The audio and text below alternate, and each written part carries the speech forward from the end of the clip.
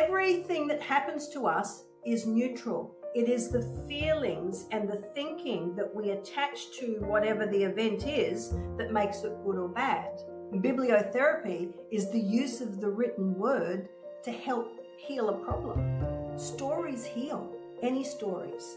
In stories, we identify with characters or with events, what's going on, and that's what keeps us reading. All of us just want to be seen and we want to be heard.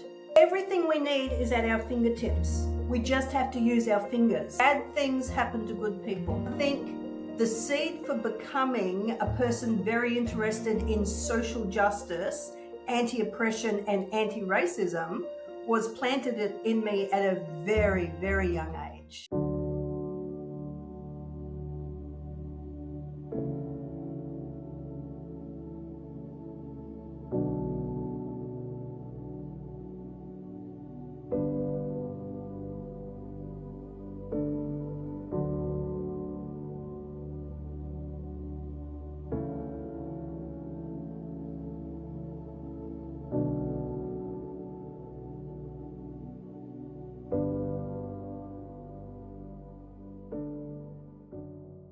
Welcome to Leadership Conversations, where we explore the experiences that shape us personally and professionally.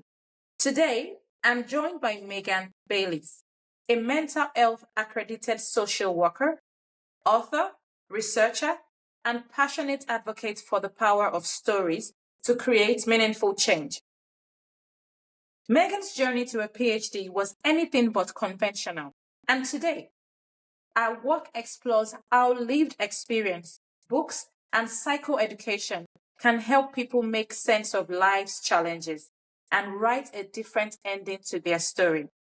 But this conversation isn't really about research or books. It's about the experiences behind Megan's work, the moments that shaped her, the lessons she's learned through adversity, and why she believes that our stories never have to end where our struggles begin. Megan, it's wonderful to have you today with me on Lead the Shift Conversations. Welcome. Thank you for having me. This is wonderful. Thank you.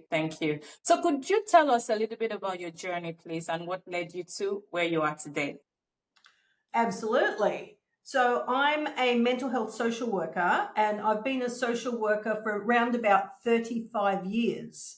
And I've worked across all levels of government, in the community, in private businesses, and worked for myself. And I've got to say, I'm the best boss I've ever had. I love working for myself.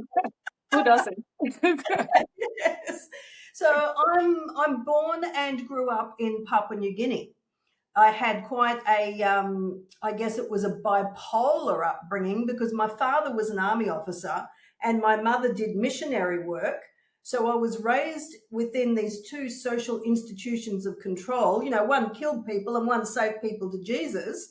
So it was a really unusual upbringing. Plus, I was a wild colonial child in an Indigenous country.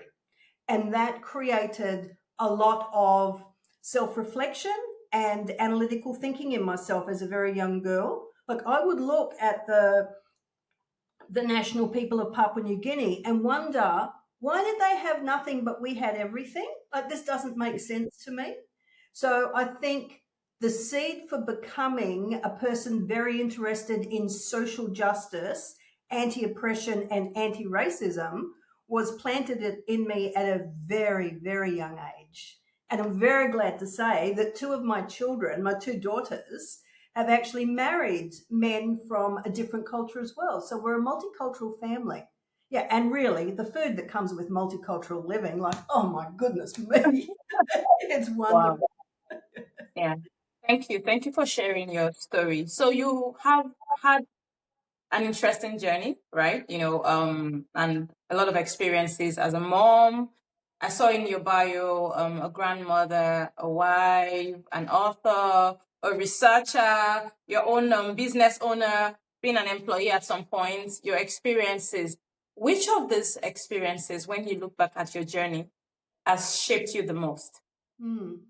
Yeah, that's an interesting question. I think it was probably one of my divorces because I've done it. I love divorce so much I've done it twice. Like, oh, I'm married 3 times. Now, lots of people will hide that about themselves, but I think that part of my own success in life is that I am absolutely genuine and Mm. transparent. Right? So bad things happen to good people, and Mm. I've had a lot of bad things happen to me. There's been a lot of barriers along the way. Right from the time I was a small child, seeing things that children should never see, Mm. overlooking things. So my father did 3 tours of Vietnam, and that created enormous trauma in our childhood. But it was my second divorce that I was not prepared for. My then husband left suddenly, and I couldn't understand what was going on. I cried every day for 2 years because I couldn't get my head around what had gone on. Mm. It absolutely changed not only my life, but the life of all of my children. And it set me on a different trajectory. I learnt probably more through that experience of divorce and being a single mother of grieving children than years of experience and all of my training had prepared me for. Wow, that's interesting because you're going to take me down a path that I did not plan, during this conversation. But yeah, that's what leadership conversations it's about anyway, getting to know each other, sharing our experiences. So I'm a single mom myself and haven't been through divorce recently, so I'm still new to in that space. But yeah, it was interesting to hear you say that confidently. It's still something that I struggle to verbalize, because sometimes, especially where I come from, there's this stigma, to being a divorced mom. There's the feeling of, oh, you have failed. You failed in your marriage. You should have done everything to make it work. And yeah, sometimes I try to remind myself that the fact that the marriage failed does not mean that I have failed. It was interesting to hear you say that. Yeah. Thank you for sharing that. Um, so I was just going to ask again about, at those for those of my listeners and viewers who are single parents, which of your lessons or experiences do you think would be useful to anyone still trying to find their footing in that space? I can speak around my big regret, and Mm. that is that I did not spend enough time with my children. So Mm. my considered opinion and my analytical thinking around this is make sure that you spend time with your children. I was so traumatized by what had happened that I couldn't manage my own emotions, let alone the emotions of my children. Mm. What that looked like was I would come home from work. So I was working for the federal government at the time, and I was in a very well paid senior social work position, and everybody thought that I had it all together. I would come home from work and I would go straight to the linen cupboard and get a towel, and I would sit in the corner and I would cry into the towel. A towel because a hanky wasn't enough. So Um, this would happen so often. And my eldest daughter was in grade 11 or grade 12. She had a driver's license, so maybe she was grade 12. But she would get the younger children and she would take them away to the park so that they didn't have to see me like that. But I was so broken, and the children are broken now as a result of never having enough time with me, um, and also me never explaining what was going on. They were hurting, I was hurting too. And I became cranky mum because I was mm. working full time, and having to do everything and get to school and do the housework and, is your homework done? Where are your shoes? Oh my gosh, I haven't got enough food for tomorrow. My husband, when he left, he declared himself bankrupt and I copped. It's called sexually transmitted debt. So because they couldn't get the money from him, they chased me. And I would come home from work and there would be creditors in my driveway with a baseball bat, and my children had to witness that. And even though nothing ever happened, the fact that the children were seeing this, it was just so very traumatic. And as I said, I was completely broken. Looking back now, there's no way I would have employed me. but, but thank you to the federal government who they knew what was going on in my life, and they were very patient with me while I worked it all through. So spending time with the kids, I overworked, and I know why I overworked. I overworked because I didn't want to face the reality of what was going on. I would rather stay at work where I could dissociate from all of my own feelings and just work. But the consequences to my children have been severe because of that. Yeah.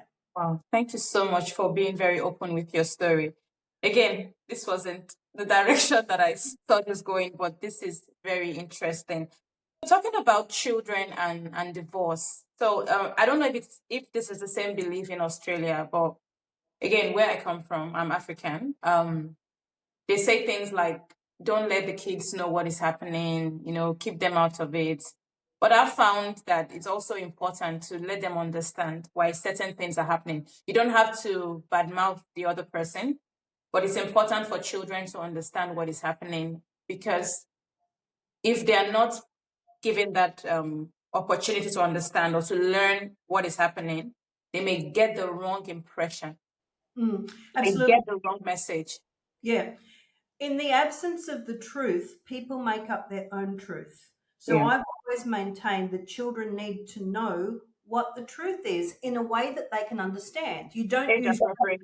You don't use big adult terms. You Mm, explain to the children that mummy and daddy both still love them, but mummy and mm, daddy can no longer live together. And it could be you give one or two reasons, but you're mm, right. You do not denigrate the other parent. And also, you don't parentify your children. You don't put them, if you've got a son, you don't put mm. them in the position of, your daddy now, Yeah. man of the house. It's your job to look after mummy and your sister. Mm, But that's too big for kids. Yeah. And we need to give our kids space to grieve. And I didn't because I was too busy.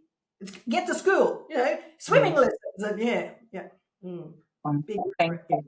Yeah. Thank you. But have you ever tried to overcompensate? So dad is not here, so I'll try to be the mom and the dad, because I found myself doing that, but I had to stop myself. I had to stop it immediately.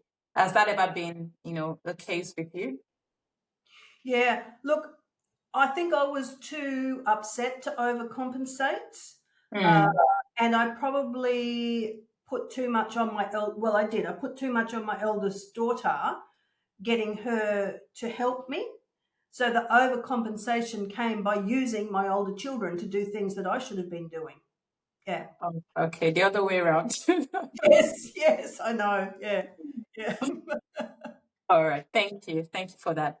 Okay, so I read in your bio, or was it on LinkedIn, that you wrote somewhere that our stories don't have to end where adversity begins. Yes, that's quite an interesting statement. So do you Yeah. want to elaborate on that? Where did that come from, and what does that mean? What it means is that people tend to think that when something really bad has happened in their life, that their world is over, that things can never be the same. But it's actually an opportunity to rebuild a life in a way that you want, to overcome the adversity.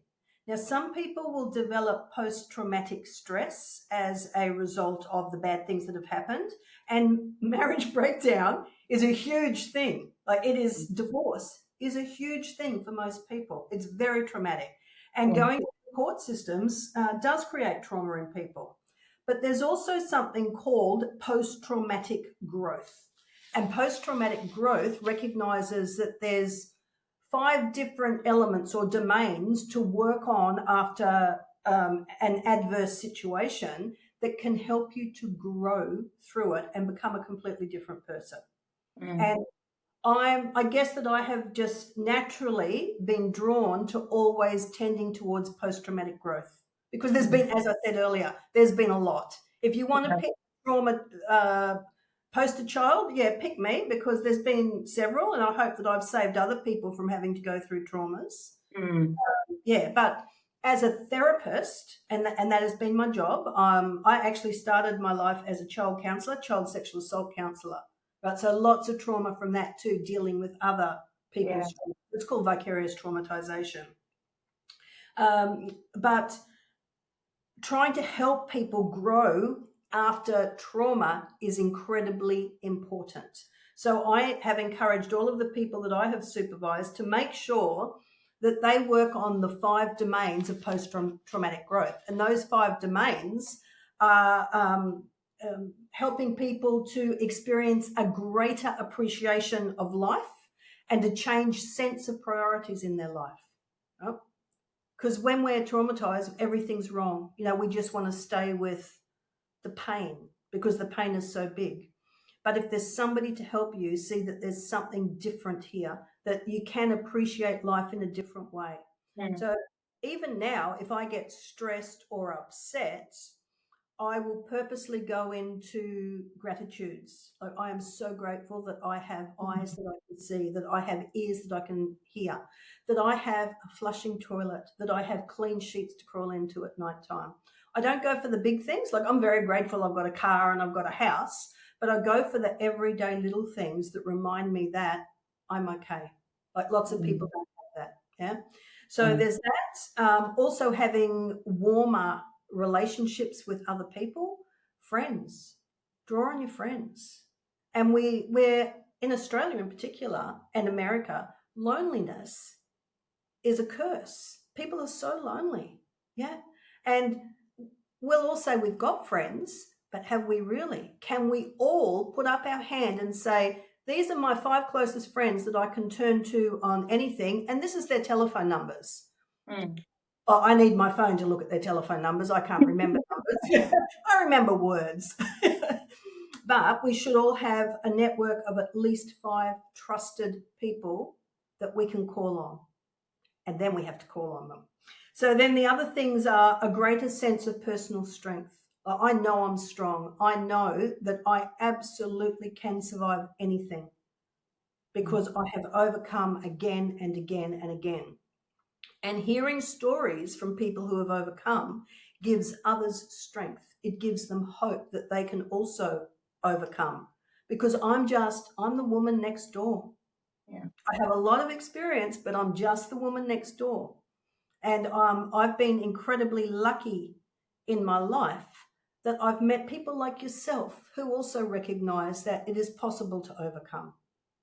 Without those overcoming role models, people lose hope. So the other 2 elements of post-traumatic growth are recognition that there's new possibilities around the corner, or there's a new path for life. You can do something different. And it might be that people want to change profession or change states, change towns. Geez, after my first divorce, I left the town I was in after my first separation, which was domestic violence. And I left, but because my parents were conservative, I didn't tell them, because I thought they'd say, girl, you've made your bed, you've got to lie in it. So I scraped enough money through my friends to get a plane ticket out of that town, and I flew to where my parents lived. I had no idea what I was going to say to them, because shame. Like, you don't love your husband, right? Big shame, yeah? I had no idea what I was going to say to them. I was terrified. I had 2 little kids in tow, and I arrived at the airport and my parents were there to meet me. One of my friends had actually rung them and said, listen, Megan's on a plane. We've had to get her out of this town, and she's really, really upset. And my parents were wonderful. So the story that I had in my head about the shame that I was going to bring to my family wasn't true. It was in my head only. Yeah, my parents were very supportive. And then the last domain of post-traumatic growth, of course, is some sort of spiritual development. Now, it doesn't have to be Christianity. It can be the universe, or being in touch. You might believe in fairies, whatever it is that you believe in, but developing some sort of spiritual understanding that we are not here on our own. We are part of something bigger. Right? So that's what leads to post-traumatic growth after terrible things, bad things that happen to good people. Yeah. Going back to what you said about a lot of these things that we think, it's in our head. You know how I mentioned the stigma thing? Yes. So, yeah, maybe there's that belief that as an African culture, there's a stigma. But I relate to what you said because it happens to me too. I don't want to come out and say I'm divorced. Even Yeah. for a while, even though when things were shaking, I was still wearing my wedding ring just so people can, still think I'm married. Yeah. Even though no one had actually come to me outrightly to say, oh, because you're no longer married, we would not be nice to you or we would not. It was all in my head. And that's will I say a pit that everyone digs for themselves. We just assume that people will react in a certain way. And as a result of that, we don't ask questions when we need to ask questions. We don't seek for help when we need to seek for help because we think we will be judged or we will be looked at differently. So yeah, Yes. thank you for bringing that up. Thank you. Yeah. Look, 1 in 2 marriages in Australia end in separation. Not Mm, always divorce, but the divorce stats are very high. And 1 in 2 of us, your listeners included, like you and mm, I and our listeners, 1 in 2 of the population are going to experience a life-changing mental well-being challenge. mm, So it's more normal than people think. And because of the shame shields that we put up, like the fear of the stigma, the fear of being judged, the embarrassment, like how am I going to explain this? We put on a shame shield to protect ourselves from what we think others might think, but they're going through exactly the same thing. And they're putting the shame shields up. In the mm, workplace, people are often called the working wounded because it's obvious to everybody else that they've got an issue going on. Hell, I've been there. Like I was a mess after second husband left, absolute mess. So we stop telling what's going on because we're scared of being judged and we're scared of being labelled a working wounded. mm, But my PhD was all around let's change that to working warriors. Given that 1 in 2 of us are going to experience that life changing mental well-being challenge, why aren't we using the wisdom of this mm, lived experience to help others? Like you and I having this conversation now is a working warrior conversation because mm, this is going to give somebody else hope and trust and confidence to stand up and say, you know what, I've been divorced once or twice, or mm, you know, I have 4 children, or I have 6 children, and each one's got a different father. Like that, we cover it up. Life happens. Bad things happen to good people, and let's use that experience to help protect others. mm. Well, thank you. Now, when you say bad things happen to good people, I found that in my life, and I think the average human, when bad things happen to them, they would say, why me? Hmm. But over the last few years, I've been asking, okay, when you say why me, are you expecting that it should happen to someone else? The question of saying, why is this happening to me? Is it that you would rather whatever challenge or misery you're going through is passed on to someone else? So I've stopped asking that question and just, suck it up, deal with it. And I've had a couple of friends that say, because I'm a very driven person, and in all honesty, apart from my children, right? One other thing that drives me, that motivates me is just my experiences, my life experiences, beyond the divorce, beyond marriage or whatever, even my upbringing, the challenges I've had to deal with in life. That's what drives me. I need to be great. I need to set the right examples for my children. I need to be able to encourage other people that did not, just like I did not have the right words growing up. I didn't have anyone to show me the right path or the right way. And that's where lead the shift comes in. I want to be able to share my experiences so that one young girl or one young lady somewhere could read my post and say, okay, I don't have to feel like I'm not good enough. I don't have to feel like I'm not worthy of love, and so on. Right. So now a few of my friends or a couple of them would say, oh, I don't think it's healthy to channel, you know, your motivation from your life experiences, that maybe it's negative. But I'm like, I think everyone in life has two choices, right? When you go through things in life, there's two choices. You can either sit down and play the victim, which is what you're preaching, or you can channel that energy to make your life better. And that's what I say to them. So I guess what I'm trying to ask you is, what would you say to those friends of mine that are asking me to, stop channeling the energy from my bad experiences? So they're actually not all bad experiences. These are experiences that have turned your life around. So therefore, they're actually good experiences. Yeah. Yeah. Yeah. And everything that happens to us is neutral. It is the feelings and the thinking that we attach to whatever the event is that makes it good or bad. So Mm. when you're trying to change something, the first thing that should change is our thoughts. So that was a bad experience. You could go, oh, well, that was an experience that really stopped me in my tracks. You change your thinking. And when you change your thinking, it changes your feeling. So our brain, when we have a thought, releases a chemical that lands somewhere in our body. I'm a blood person, so my blood will either run hot or cold. Mm. Or if you're anxious, you might get, or excited, butterflies in your stomach. Some people get really tight shoulders or tight jaws, whatever, but that's the feeling that's embodying in your body as a result of the thought. And then the last thing that happens is your behavior changes. Like you act it out, like you might or swear or yell. That was me with my children, like yell, or like perpetrators will be violent to other people, which is absolutely unacceptable. So you can control your behaviors and the things that you say to people, because that is also a behavior. Thought, feeling, behavior. So if you want to break cycles, change the thought. And that's something that I teach to a lot of people who will say things like, oh, what are you talking about? Relying on all those negative past experiences. Just get over it. Just think positive things. Well, there's such a thing as toxic positivity. Toxic positivity is only thinking good things without any behavior that backs it up. Mm. So there's got to be the trio, the holy trinity. It's thoughts, feelings, behaviors. You want to change something, change the thoughts, and then watch what happens after that. All right. Thank you. So change your thoughts and yeah, watch what happens after that.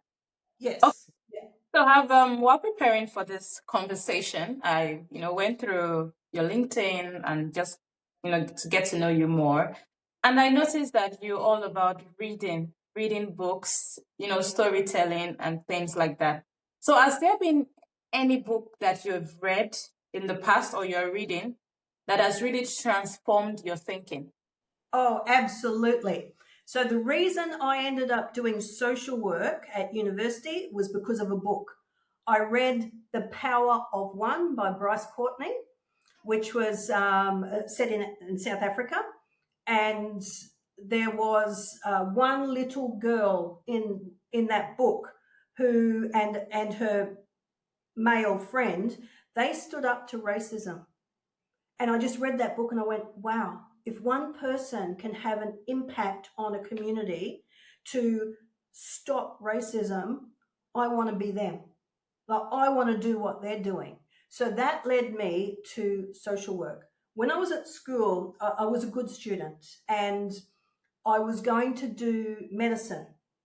But life events and growing up in Papua New Guinea, I was too scared to go away to med school. So I got married instead. I married very young. I married at the age of 18. But yeah, and I had two babies by the time I was 21. Yeah, so yeah, yeah. Okay. Yeah, and then marriage breakup happens, because I was a baby. Goodness me, I wasn't prepared for it. But always in my head was this stuff about one person can make a difference, the power of one. And I want to be the power of one. So the book actually set me on the trajectory of working out which degree did I want to do. I actually wanted to do psychology, but I settled on social work because my two eldest children, they were already traumatized from what had happened with their dad. So social work was the only degree that I could complete in the town that I moved to. I moved to Cairns in Far North Queensland, right? So that at that stage, you couldn't even finish social work then, but they said that by the time I got to fourth year, they would have it in Cairns. They didn't. I had to go elsewhere to finish my fourth year, but But yes, it was the book, and I've always been a reader. As a child, to escape, like Papua New Guinea was not a safe place to grow up. So to escape a lot of the trauma and the chaos that was around me, I used to escape into books, into novels. So from the time I was very young, I found myself reading. And the reading, I didn't lose myself in a book, I found myself in a book. Mm. Yeah. And that's just continued. So my PhD was actually on psychoeducation and bibliotherapy. Bibliotherapy is the use of the written word to help heal a problem. Stories heal, any stories. In stories, we identify with characters or with events, what's going on, and that's what keeps us reading. All of us just want to be seen and we want to be heard. Right? We want to know that somebody else has recognized us. So we identify it. In identifying it, it becomes really cathartic. We feel the emotions of the characters because often when you're traumatized, it's safer to feel the emotions through somebody else than it is within yourself. Oh, I have had women over the years to say to me, I can't cry because if I cry, I'm never ever going to stop.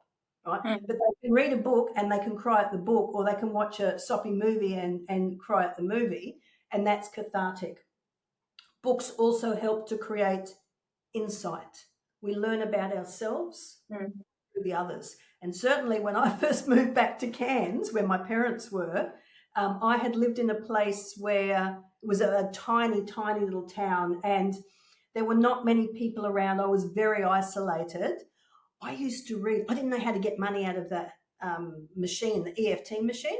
Yeah, and they were brand new at that stage. So I used to read the pamphlet inside out so I wouldn't look like an idiot when I went to the machine. And I'd go and park in front of the machine and I'd watch how other people were doing it because I learnt. You know, we develop insight by watching other people, by reading about them in the book. Right? How do you do this? And not only a book, a pamphlet is bibliotherapy as well.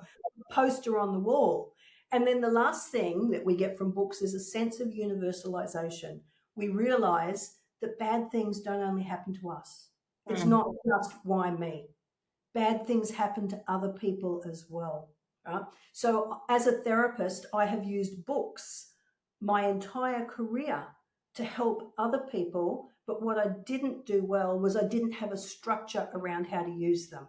And my PhD has produced a structure called shelf care. Like instead of self-care, it's shelf care. Yeah. Nice. Yeah, to help others to use books in their work with people. But not only therapists, it's for mums helping kids that are really sad about things.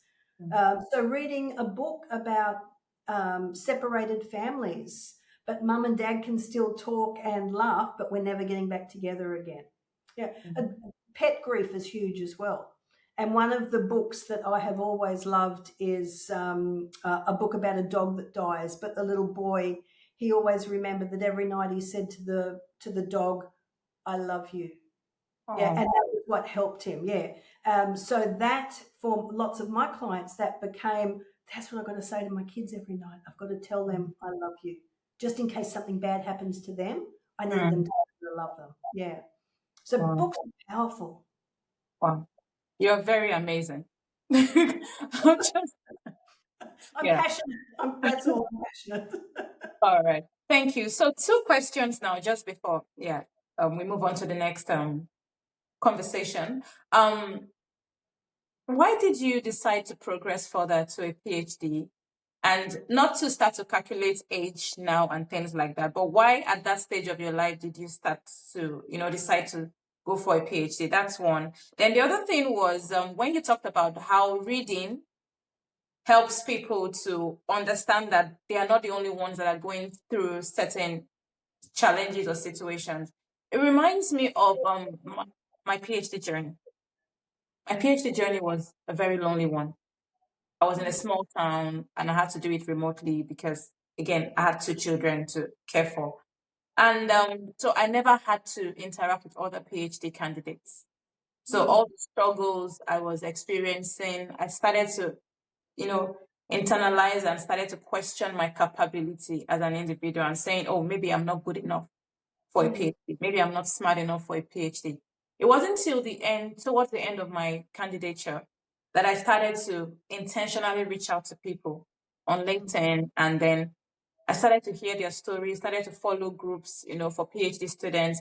And I realized that even the struggles that I was experiencing as a candidate, a PhD candidate, is actually very common. Yeah. Things like the relationship with supervisors or uni not, support and things like that. So what I'm just trying to say is to support what you said about it's important to read people's stories, hear from other people, reach out to people so that you are not in a cocoon of your own and, judging yourself and saying, I'm not good enough. Meanwhile, it's a common problem. It's a common phenomenon. It's just because you are not well informed.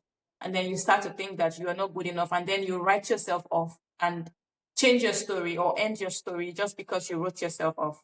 Yeah, so I wanted to put that there. So my question was, why a PhD? Yep.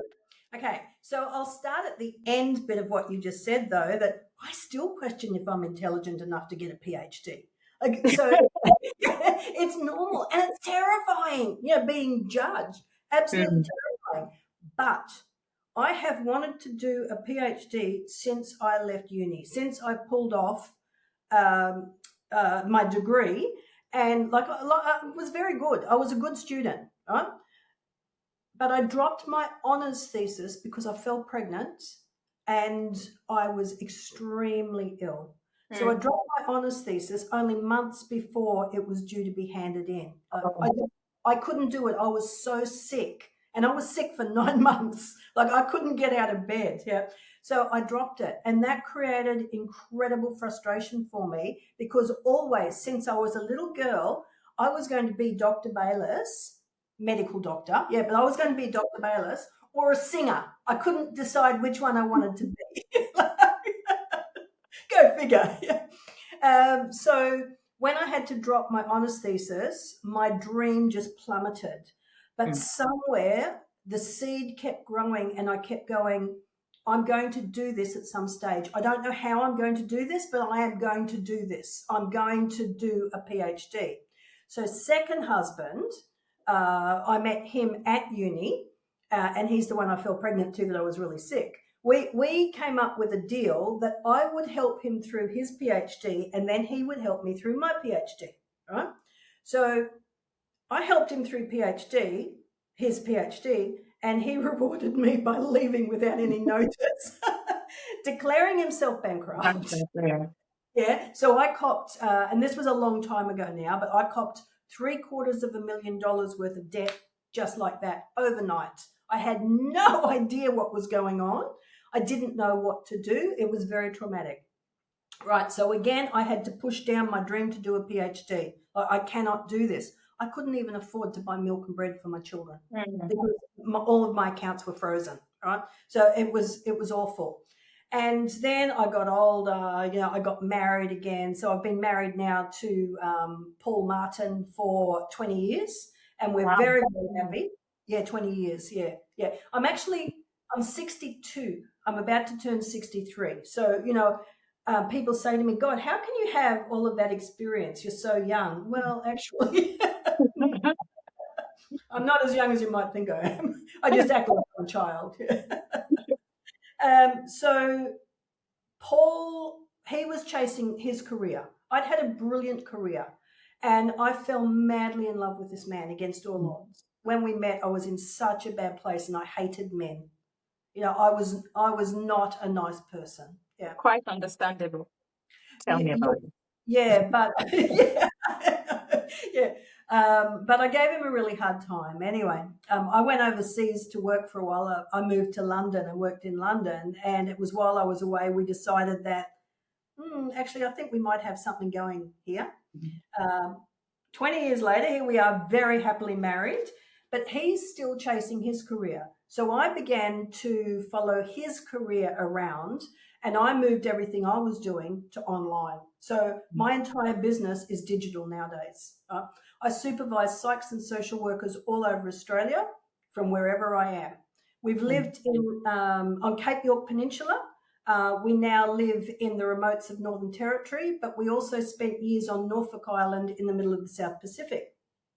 And it was while I was on Norfolk Island that Charles Darwin University actually contacted me. And it was interesting to hear you say that you've gone through my videos and they were really interesting. That's why the university contacted me. They said, we've seen your stuff and we really like what you're doing. Have you ever thought about doing a PhD? Oh. And I went, oh, no. Yes, of course. And they said, well, we have a scholarship at the moment if you're interested in anything to do with lived experience and mental health. Like, hello, that's exactly what I do. I won the scholarship. So I got the highest scholarship and I could do this fully digital PhD. Isolation, right? I so understand what you're talking about because I'm in the middle of nowhere with no supports at all. I had to find supports. So Tara Brabazon has, or I don't know if she's doing it now, but she had the most amazing support networks set up for students who were isolated and needed to come together and needed to talk to somebody. So Professor Tara Brabazon, brilliant. She ended up being one of my supervisors and I love the woman. She's wonderful. But then also I went through what you're going through, like, oh, who can I talk to about this? Am I really smart enough to do this? Or what is a research paradigm? How do I make that come together? Yeah. What is thematic analysis? So all of those questions, and I had no one to run it by. I found a couple of pivotal people. First was Tara. Then there was Complete Thesis Support, which is also, they're amazing. Azelle is just amazing. Yeah. So I've been a member of them and I still am. Even though my PhD is finished, I will stay involved because I'm able to also help other people and say, what you're going through is completely normal. Yeah, this is part of the process. And also Claire Moran, who is an expert in qualitative analysis. Yeah. So I did a lot of her courses as well, which makes it possible to do a digital PhD wherever you are. And really, this is 2026. We live in a digital age. We can do all of this stuff and have support at the same time. Yeah, thank you. But you had to seek the support. You didn't just sit down, and whine and complain. You actually put some action in place to find that support. So Yeah. I watched a YouTube video done by Tara Brabazon that said something along the lines of supervise yourself. And that spoke to me. Like, I had some great supervisors, but supervise yourself as well. This is your PhD. What are you doing? What are you putting into it? So I went, okay. And of course, it was made easier for me because of growing up in Papua New Guinea and then living on Cape York Peninsula. So always these isolated places where I had to seek out the help that I required. I knew it wasn't just coming to me. Yeah. All right.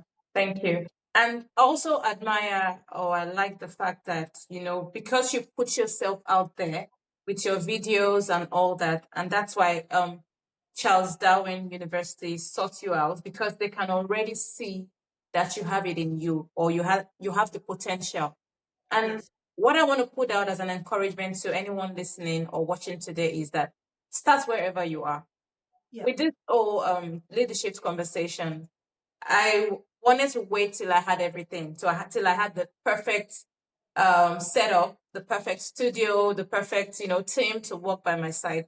But the truth is, when you're waiting for perfect, then you may never actually start. Start where you are and grow from where you are. Because it's even when you start, you begin to identify how you can improve. But when you don't start, you don't even know what you're improving on because you've not even started. In just 1 year of doing starting leadership, I've learned a lot and I've grown a lot. But if I had said, okay, I'll just wait till I have everything I need, probably there will be no leadership today. Yes. Yeah.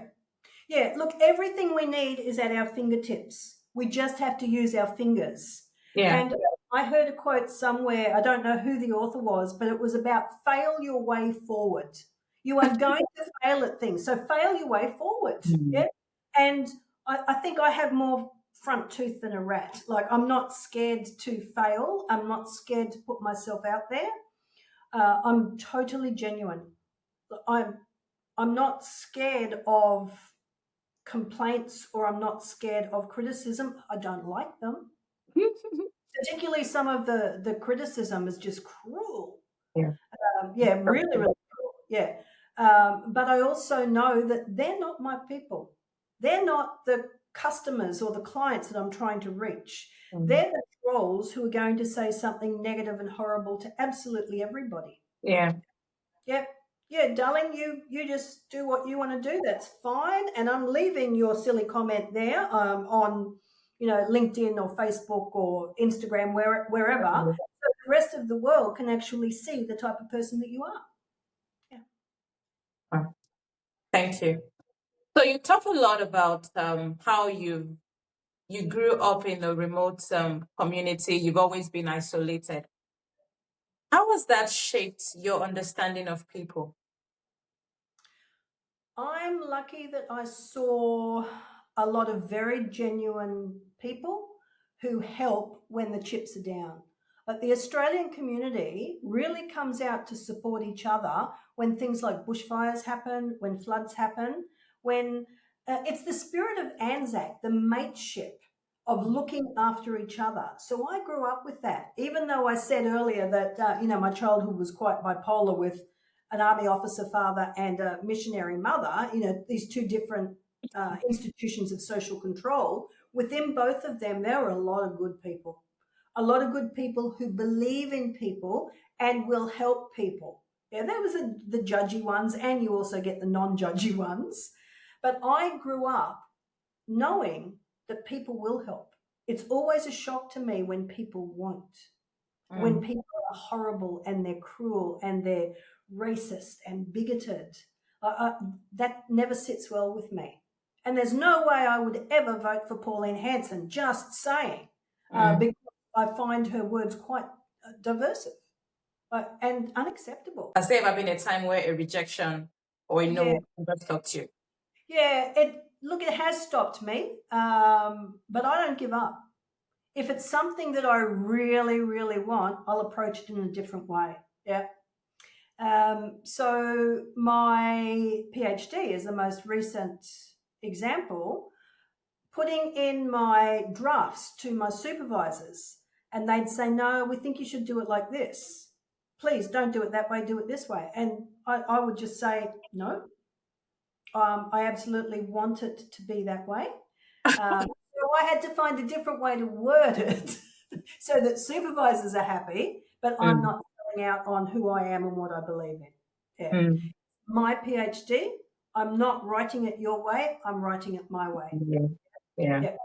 That's Look, there's been lots and lots of examples like, no, you can't do that. Now, my father, army officer, and this was in the 60s. It's quite different now, but there were certain things that girls can't do, and I was the questioner. In Christian terms, it's called the doubting Thomas. Yeah. So actually, that was my nickname, was Thomas, because I always doubted. But why can't I do it like that? Why can't girls do it that? Why Mm, can't I do whatever I want to do? Like that, this is ridiculous. So I think that built up my tenacity and really taught me to just go about things in a different way. And I think that's why I'm also really good at analytical thinking, mm, because I'll find ways around it. I look at what are the controls, what are stopping people from doing this. And my PhD, of course, is full of hegemony, which is control. mm. Who gets to say what the books are that people in pain can read? Yeah. Thank you. Who says that they can only read academic journals? Because they're Mm, not going to. Yeah. thank you. And what you said again makes me remember a saying that I used to hear growing up, which I think does not apply now. They say curiosity killed the cat.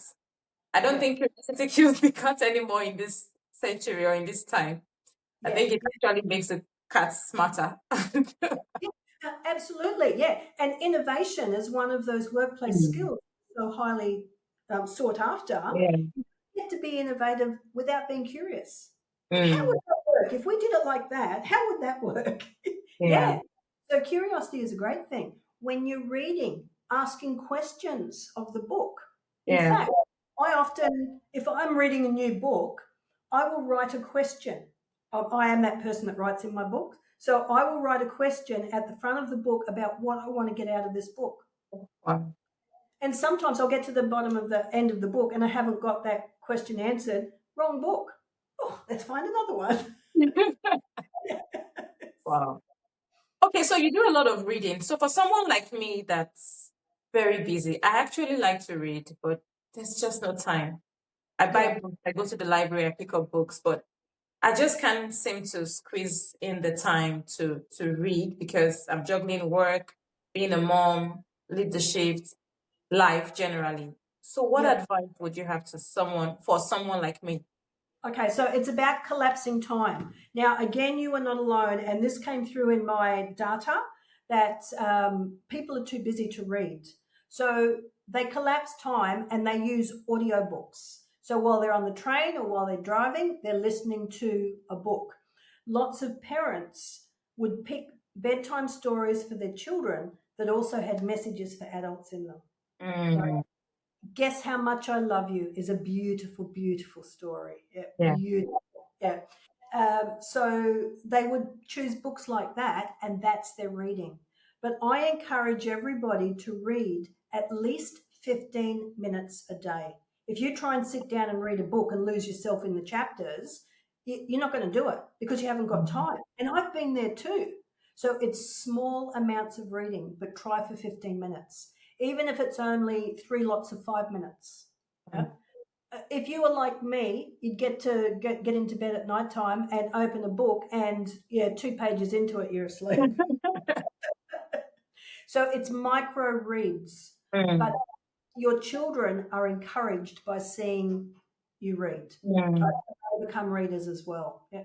mm. Book clubs is the other thing. Join a book club. It once a month. It forces you to read throughout the month and then discuss what you've read in a formalized book club. Thank you. That's a good one. Thank you. All right. I know you like reading. Apart from reading, what keeps you grounded? Walking my dog. Mm. So I'm an animal lover, yeah, and I have a dog who now has dementia. So Um, yeah, his days are numbered and he mm, gets very confused. But I also love nature. So we will go for walks, short walks near where we live, under the trees. He smells everything, and so do I. Like, oh, the gum trees are just so beautiful. So that keeps me grounded, but also going to the beach. I know when I feel stressed, beach is the first place I go to. I hate the sun, like, so, hat, sun cream, because I'm very fair and I burn very easily. But I like the sound of the sea. Yeah. yeah. My children also keep me grounded because my Mm. children are terribly honest and tell me what a terrible person I am, as often as they possibly can. Yes. Yeah. And I live in a place, I live in a grounded place. I Mm. live in a place where culture reigns supreme, Indigenous culture, and that keeps me grounded. Thank you. You also an author, yeah? Yes. Yeah. Amazing. You're doing amazing. And you talked about how when you're about to start reading a book, you put down a note of what you aim to get out of that book. What would you expect someone who picks up any of your books in the next 5 to 10 years? What would you expect them to take out of, take away from, reading one of your books? Okay, so I'm working on a publisher pitch at the moment. From my PhD was an exegesis and artifact, and the artifact is actually a self-help book. It's called Shelf Care. So I would expect anybody that picks that up to have enough confidence to either run a book club using my shelf care model Mhm. or to start discussing what they read in a book using the shelf care model. Okay. Thank you. When you hear the phrase leadership, what comes to mind? Oh, I love it. I love a good pun to start with. So Yeah, that had me right from when I first saw you on LinkedIn, like, oh, send a connection request to this woman. So leadership is about shifting away from traditional leadership models to know that all of us can be leaders, right? This is not for a select few, the CEOs of the world. And no offense to my darling, my husband, who is a CEO, but it's about taking control of your own leadership through shifting your thinking, which changes the feeling, which changes the behaviors. Now, certainly, I assess leaders when I first meet people if they're brave enough to be the first person to introduce themselves in a room, for example. Like when people come up to me and they offer me their hand and they'll say, hello, I'm Carol, or, hello, I'm Bruce. I know straight away that there's a person with innate leadership qualities. Right? They're not waiting for everybody to come to them. Leadership is about service. Leadership is not about people just sucking up to you and treating you like you're a god. It's about us giving service to other people. Yeah, but that shift begins with us. We have to do it too. Yeah. Amazing. Yes, amazing. So the shift starts with us. Yeah. Instead of complaining that things are not working, start something, do something, and let that change start from you within your small circle. You don't have to be a CEO or an executive. You can start from where you are. My last question for you is you talk about how adversity shouldn't be your story shouldn't stop where adversity starts, right? So what advice would you give to someone listening today who is still struggling to find their footing, who is still stuck, with adversity? They just can't move because life has, thrown a lot of curveballs at them. What advice would you give to that person today? Look, life has thrown hard balls at them. Life has sucked. Life has been cruel. You don't have to be. So find somewhere in your body that isn't giving in to what life is throwing at you. There will be somewhere. It could be a tiny toe. But go inside, look inside, and find that part of you that is not yet affected. And let's grow that part. Let's put that tiny toe out into the world. There are other good people out there. Not everybody's going to hurt you. Not everybody's going to knock you down. Yeah. And if you can't find anyone, be that person yourself. So reach out and help someone else. Yeah. Megan, thank you for sharing your work and the experiences that give meaning to it.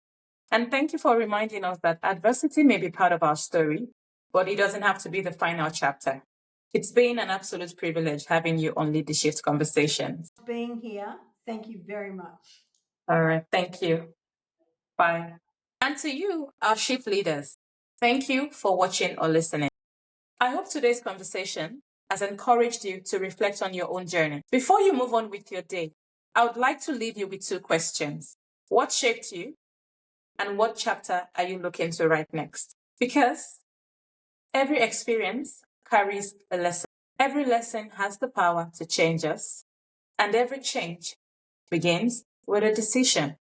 Until next time, keep reflecting, keep growing, because the shift starts with you. Take care. I'm Dr. Kenny.